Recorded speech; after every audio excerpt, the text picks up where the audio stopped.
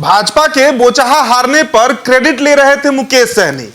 बहुत खुश दिख रहे थे कि उनके चलते भाजपा जो है वो बोचहा विधानसभा के उपचुनाव में हार गई है।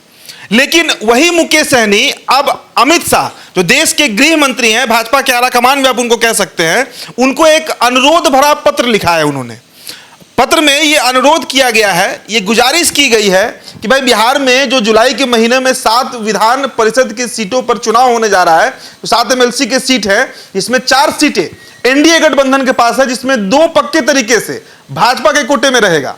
उन 2 सीटों में से एक सीट जो है वो मुकेश सहनी की पार्टी यानी विकासशील इंसान पार्टी को दी जाए। ये चर्चा की गई है मुकेश सहनी की तरफ से उस पत्र में कि 2020 का जो बिहार विधानसभा चुनाव हुआ था, उस समय एनडीए गठबंधन का हिस्सा थी विकासशील इंसान पार्टी। आपको याद होगा कि 11 सीटों पर मुकेश सहनी की पार्टी ने चुनाव लड़ा था। भाजपा ने यह वादा किया था कि आपको 11 सीट और साथ ही साथ 1 एमएलसी का सीट दिया जाएगा। भाजपा ने वो वादा पूरा भी किया और एमएलसी बनाया गया मुकेश सहनी को। सिमरी बख्तियारपुर से वो चुनाव लड़ रहे थे विधानसभा का और हार गए, लेकिन उसके तुरंत बाद उन्हें एमएलसी भी बनाया गया भाजपा कोटे से और बजाबते उन्हें बड़ा मंत्रालय दिया गया, पशुपालन और मत्स्य विभाग बिहार सरकार का। लेकिन उसके बाद यूपी चुनाव का दौर आया और मुकेश सहनी ने बागी तेवर अपनाया, जिसके बाद भाजपा जो है वो इनसे अपना गठबंधन तोड़ लेती है। 3 विधायक होते हैं मुकेश सहनी के, तीनों विधायक भाजपा ज्वाइन कर लेते हैं, चाहे वो सवर्णा सिंह हो, मिश्री लाल यादव हो या फिर साहेबगंज के राजू सिंह हो। उसके बाद इनका मंत्री पद चला जाता है और अब जो खतरा है वो इनके एमएलसी के सीट पर है।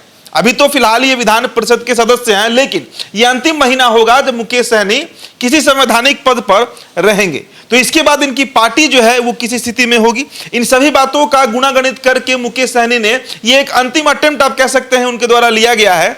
देश के गृह मंत्री अमित शाह को उन्होंने पत्र लिखा है और उनका वादा याद दिलवाया है कि आपने वादा किया था, यानी भाजपा ने वादा किया था विकासशील इंसान पार्टी को 11 विधानसभा सीटों का और 1 एमएलसी सीट का।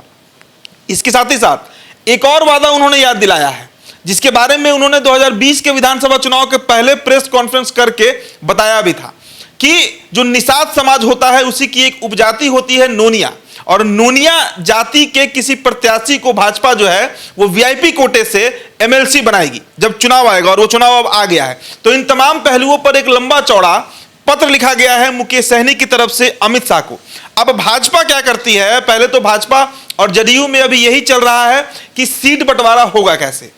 3:1 का रेशियो का बात कर रहा है भाजपा, तो दूसरी तरफ जेडीयू जो है वो 2-2 के सीटों पर अड़ी हुई है।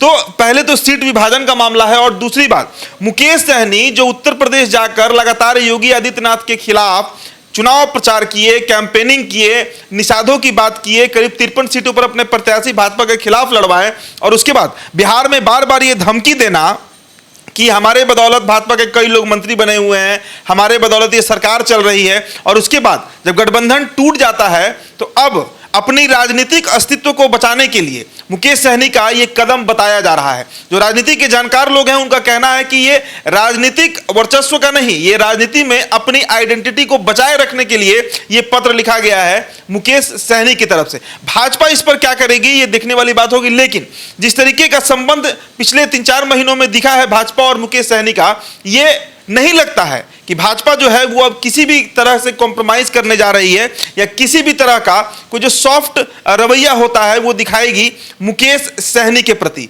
बस अगले कुछ दिनों में ये बात पता चल जाएगा, क्योंकि बिहार में विधान परिषद के चुनाव के लिए नामांकन का जो दौर है वो चल रहा है।